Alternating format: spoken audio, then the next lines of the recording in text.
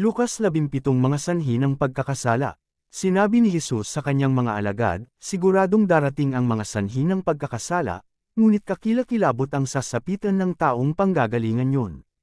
Mabuti pa sa kanya ang bitinan sa leeg ng isang gilingang bato at itapon sa dagat, kaysa maging sanhi ng pagkakasala ng sinuman sa mga maliliit na ito. Kaya't mag-ingat kayo, kung magkasala sa iyo ang kapatid mo, pagsabihan mo, at kung siya'y magsisi, patawarin mo. Kung 7 ulit siyang magkasala sa iyo sa maghapon, at 7 ulit ding lumapit sa iyo at sabihin niyang, nagsisisi ako, kailangang patawarin mo siya. Pananampalataya sa Diyos. Sinabi ng mga apostol sa Panginoon, dagdagan po ninyo ang aming pananampalataya. Tumugon ang Panginoon, kung ang inyong pananampalataya ay maging sinlaki ng butil ng mastasa, masasabi ninyo sa punong ito ng sikamoro, mabunot ka at matanim sa dagat. At susundin kayo nito, ang tungkulin ng alipin. Sino sa inyo ang magsasabi sa kanyang aliping kagagaling sa pag-aararo o pagpapastol ng mga tupa sa bukid, halaka, at kumain ka na? Hindi ba't ang sasabihin ninyo ay, ipaghanda mo ako ng hapunan, magbihis ka, at pagsilbihan mo ako habang ako'y kumakain? Pagkakain ko, saka ka kumain. Pinasasalamatan ba ng amo ang kanyang alipin dahil sinusunod siya nito? Ganoon din naman kayo, kapag nagawa na ninyo ang lahat ng iniuutos sa inyo, sabihin ninyo, kami mga aliping walang kabuluhan, tumutupad lamang kami sa aming tungkulin. Pinagaling ang 10 ketungin. Sa paglalakbay ni Jesus papuntang Jerusalem, nagdaan siya sa hangganan ng Samaria at Galilea. Nang papasok na siya sa isang nayon, sinalubong siya ng 10 ketungin. Tumigil ang mga ito sa may kalayuan at sumigaw, Jesus, Panginoon, mahabag po kayo sa amin. Pagkakita sa kanila ay sinabi ni Jesus, lumakad na kayo at magpatingin sa mga pari. Habang sila'y naglalakad, silang lahat ay gumaling at lumanas.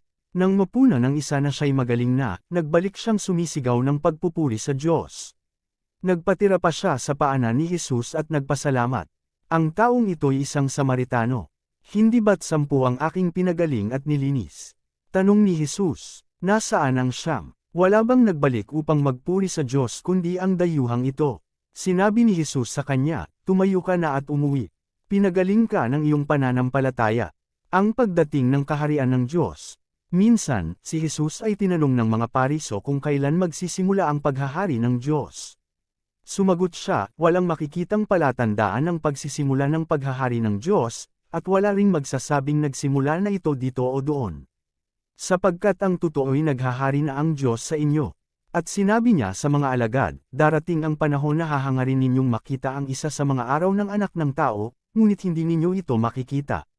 May magsasabi sa inyo, naroon siya. O, narito siya. Huwag kayong pumunta at huwag kayong maniniwala sa kanila.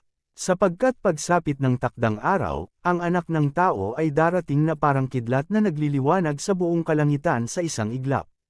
Ngunit kailangan munang magdanas siya ng maraming hirap at itakwil ng mga tao sa panahong ito. Ang pagparito ng anak ng tao ay matutulad sa nangyari noong kapanahunan ni Noe. Ang mga tao nooy nagsisikain, nagsisiinam at nagsisipag-asawa hanggang sa araw na sumakay si Noe sa barko. Dumating ang baha at namatay silang lahat. Gayon din ang nangyari noong panahon ni Lot. Ang mga tao'y nagsisikain, nagsisiinam, bumibili, nagtitinda, nagtatanim at nagtatayo ng bahay.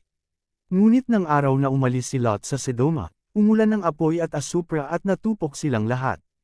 Ganoon din ang mangyayari sa pagdating ng anak ng tao. Sa araw na iyon, ang nasa bubungan ay huwag nang bumaba upang kunin ang kanyang mga kasangkapan sa loob ng bahay, at ang nasa bukid ay huwag nang umuwi pa. Alalahanin ninyo ang nangyari sa asawa ni Lot.